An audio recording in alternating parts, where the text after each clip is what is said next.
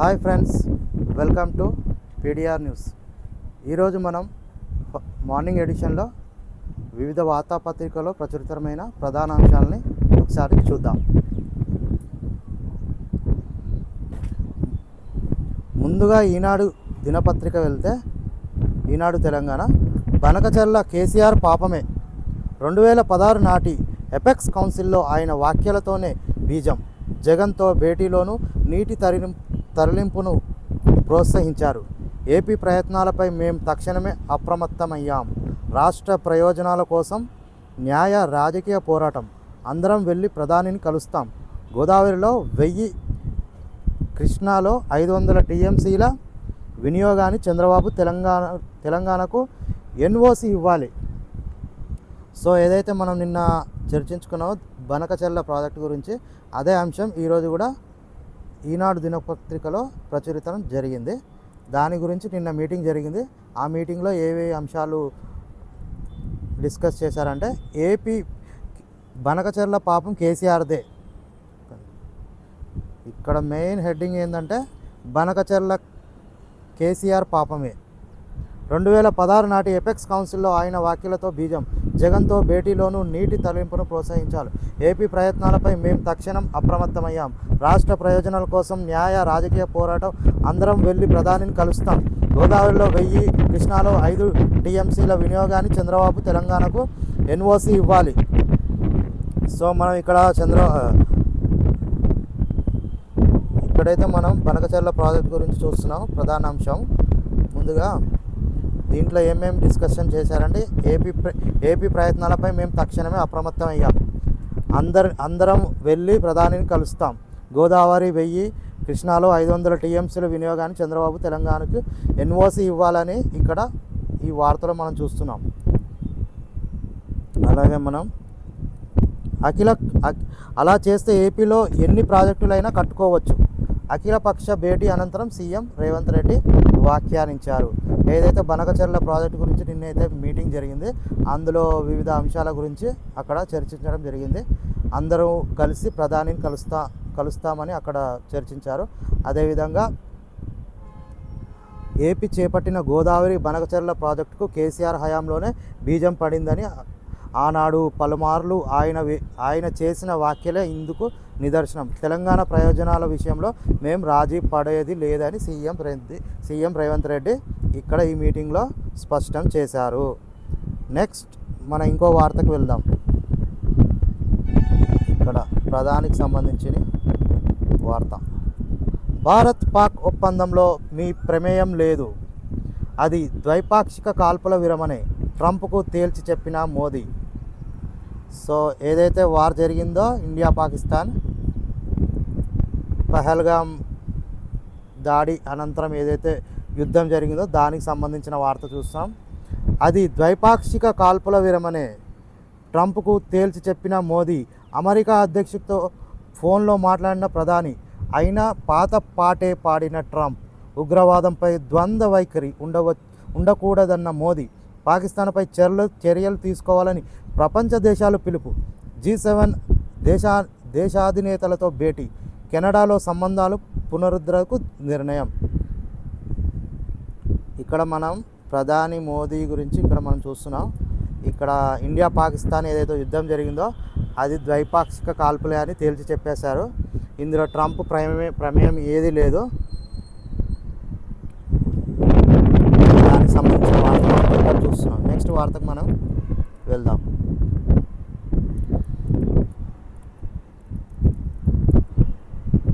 పాత ఫీజులతోనే engineering counselling, కొత్త రుసుములపై తేల్చేందుకు committee. TAFRC committee భేటీలో నిర్ణయం.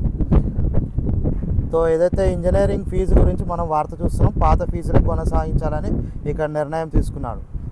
నెక్స్ట్ దాని పక్కనే ఇంకో వార్త చూస్తున్నాం. ₹3,000కు వార్షిక టోల్ పాస్, వాణిజ్యేతర వాహనదారులకు కేంద్రం శుభవార్త. హైవేలపై 200 ట్రిప్పులు తిరగొచ్చు. ఒక్కో టోల్గేట్ ఒక్కో ట్రిప్పు ఆగస్టు 15 నుంచి. సో ఇదైతే టోల్ గేట్ విషయానికి సంబంధించిన వార్త. హైవేలపై 200 ట్రిప్పులు తిరగొచ్చు అంట. ఇది ఒక మంచి శుభవార్త అని మనం చెప్పుకోవచ్చు. నెక్స్ట్ ఇంకో వార్త చూసుకుందాం.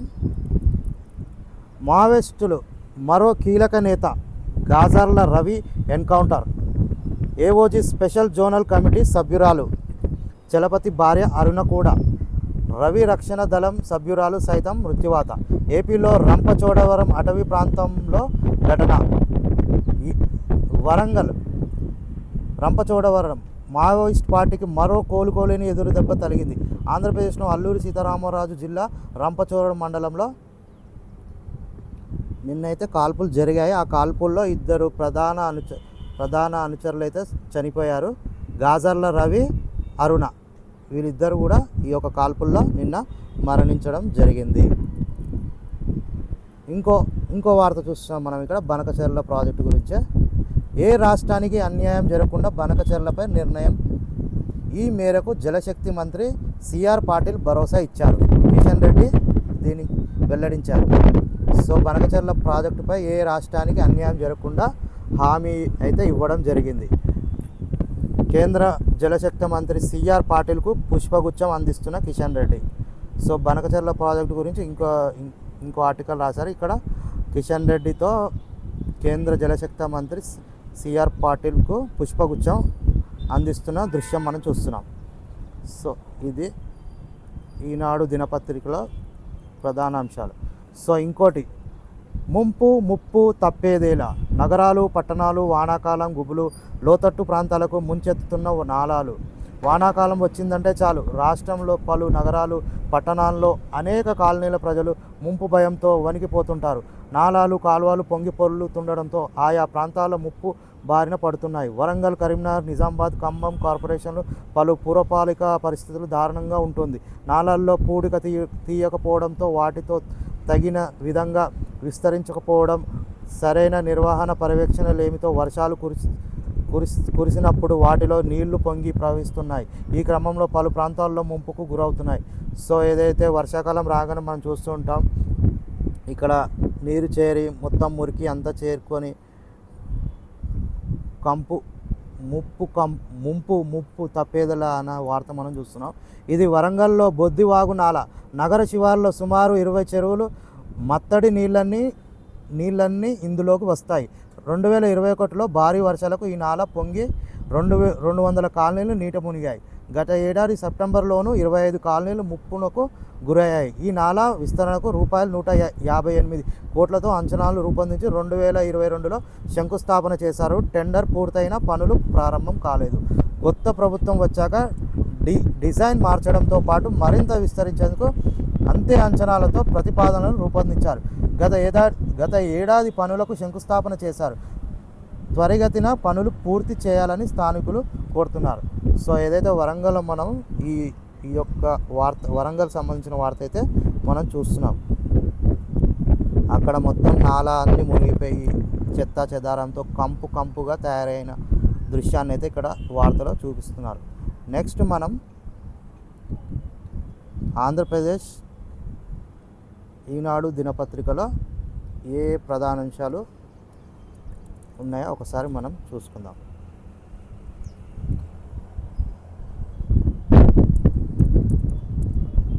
సో యుద్ధంలో జోక్యం చేసుకుంటాయి. ఇరాన్ క్షిపణి దాడులతో ఇజ్రాయిల్లోను రిషోన్ లెజియాన్లో ధ్వంసమైన భవనాలు. ఇక్కడ మనం ఒక దృశ్యం చూస్తున్నాం. యుద్ధంలో ఏదైతే ఇరాన్ క్షిపణి దాడులు చేసిందో ఇక్కడ ధ్వంసమైన భవనాన్ని ఈ చిత్రంలో చూస్తున్నాం. ఖబర్దార్, అమెరికాను కోలుకోలేని దెబ్బతీస్తాం. ఇరాన్ సుప్రీం నేత అయతుల్లా అలీ ఖమేనీ హెచ్చరిక. నేనేం చేస్తానో ఎవరికి తెలియదు. జోక్యం చేసుకుంటానో లేదో చెప్పలేను. ఇరాన్ మాత్రం పెద్ద ప్రమాదంలో ఉంది. శ్వేత సాధంలో ట్రంప్కు కీలక వ్యాఖ్యలు. సో అమెరికాని అయితే ఇక్కడ ఇరాన్ అయితే తీవ్రంగా హెచ్చరించడం జరుగుతుంది. ఇజ్రాయెల్ దాడితో ఇరాన్ రాజధాని టెహ్రాన్లో అలుముకున్న పొగ. ఇదైతే దృశ్యం చూస్తున్నాం. ఇజ్రాయెల్ దాడితో ఇరాన్ రాజధాని టెహ్రాన్లో అలుముకున్న పొగ. సో నిన్న కూడా మనం చర్చించుకున్నాం ఏదైతే మన యుద్ధం జరుగుతుందో ఇజ్రాయెల్ ఇరాన్కి సంబంధించిన వార్త. సో గట్టిగానే వార్నింగ్ ఇచ్చారు ఇజ్రాయెల్ అయితే అమెరికాకు. ఏం చేస్తాడో తెలియదు, నాకే తెలియదు అన్న వార్త అయితే ఇక్కడ చూస్తున్నాం. నెక్స్ట్ వార్త మనం చూస్తాం, రూపాయలు 3,000కు వార్షిక టోల్ పాస్. ఇందాక మనం చూసుకున్నాం అదే అంశం ఇక్కడ మళ్ళీ చూస్తున్నాం. వాణిజ్యేతర వాహనాలకు కేంద్రం శుభవార్త. హైవేలపై 200 ట్రిప్పులు తిరగొచ్చు, ఒక్కో టోల్ గేట్ ఒక్కో ట్రిప్పు. కార్లు, జీపులు, వ్యాన్లకు అవకాశం ఆగస్టు 15 నుంచి అమల్లోకి. సో ఆగస్టు 15 నుంచి అయితే ఈ యొక్క టోల్ ప్లాజా ఏదైతే విధించారో వార్షిక టోల్ ప్లాజా గురించి దానికి సంబంధించిన వార్త చూస్తున్నాం. ఆగస్టు 15 నుంచి అమల్లోకి వస్తుంది. ఇది ఒక మంచి శుభవార్త అని మనం చెప్పుకోవచ్చు. నెక్స్ట్ వార్త చూస్తాం మనం.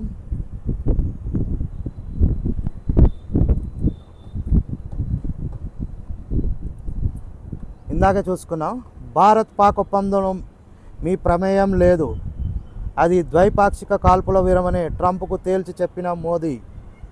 సో ఇందాక మనం తెలంగాణ దినపత్రికలో చూసుకున్నాం అదే వార్త ఇక్కడ ఈనాడులో ఆంధ్రప్రదేశ్లో ప్రచురించడం జరిగింది. నెక్స్ట్ ఇక్కడ షర్మిల విషయానికి వస్తే, ఫోన్ ట్యాపింగ్ పచ్చి నిజం, బైబుల్పై ప్రమాణం చేసి చెప్పగలను. ఇదే విషయం వైవి సుబ్బారెడ్డి నాకు చెప్పారు. జగన్ కేసీఆర్ సంబంధం ముందు రక్తబంధం చిన్నబోయింది. విశాఖలో ఏపీసీసీ అధ్యక్షురాలు షర్మిల. సో ఫోన్ ట్యాపింగ్ అయితే నిజమే అని, పచ్చి నిజమే అని ఏపీసీసీ చీఫ్ అధ్యక్షురాలు షర్మిల అయితే తేల్చి చెప్పేశారు. దానికి సంబంధించిన వార్త కూడా మనం ఈనాడు దినపత్రికలో చూస్తున్నాం. నాది నా భర్తది నా దగ్గరి వాళ్ళ ఫోన్లు ట్యాప్ చేశారు, ఫోన్ ట్యాంపరింగ్ అయిందని ముమ్మాటికి పచ్చి నిజం, బైబుల్ మీద ప్రమాణం చేసి చెప్పగలను. ఫోన్ ట్యాపింగ్ విషయంలో విచారణకు ఎక్కడికైనా వస్తాను అని ఏపీసీసీ చీఫ్ అధ్యక్షురాలు షర్మిల పేర్కొన్నారు. ఉత్తరాంధ్రలో జిల్లాలో పర్యటనలో భాగంగా బుధవారం విశాఖ విమానాశ్రయానికి వచ్చిన షర్మిల మీడియాతో మాట్లాడారు. ఫోన్ ట్యాపింగ్ అయినట్లు వైవి సుబ్బారెడ్డి తనకు చెప్పి నిర్ధారించారన్నారు. ఈ ట్యాపింగ్ చేసిన ఒక ఆడియోను తన ఇంటికి వచ్చి మరి ఆయన వినిపించారు. ఇప్పుడు విషయం ఆయన ఒప్పుకుంటారా అన్న ప్రశ్నలకు బదులిస్తూ, జగన్ తన మేనల్లుడు మేనకోడలిని ఆస్తి కాజేసి అంశాల్లో వైవి సుబ్బారెడ్డితో అబద్ధాలు చెప్పించారని, ఇలాంటి పరిస్థితుల్లో వైవి ఒప్పుకుంటారని తాను అనుకోవట్లేదన్నారు. సో ఫోన్ ట్యాపింగ్ అయితే పచ్చి నిజం అని తేల్చి చెప్పారు. ఈ వార్తకు ఫోన్ ట్యాపింగ్ సంబంధించిన వార్త అయితే చూస్తున్నాం మనం. నెక్స్ట్ వార్త, వైకాపా నేత చెవిరెడ్డి భాస్కర్ రెడ్డికి రిమాండ్, మరో నిందితుడు వెంకటేష్ నాయుడుకి జూలై 1 వరకు విధిస్తూ ఏసీబీ ప్రత్యేక కోర్టు న్యాయాధికారి ఉత్తర్వులు. సో నిన్న కూడా చూసుకున్నాం, చెవిరెడ్డి భాస్కర్ రెడ్డి అరెస్ట్ అయ్యారు, ఆయనను రిమాండ్కు తరలించారు. జూలై 1 వరకు రిమాండ్ విధిస్తూ కోర్టు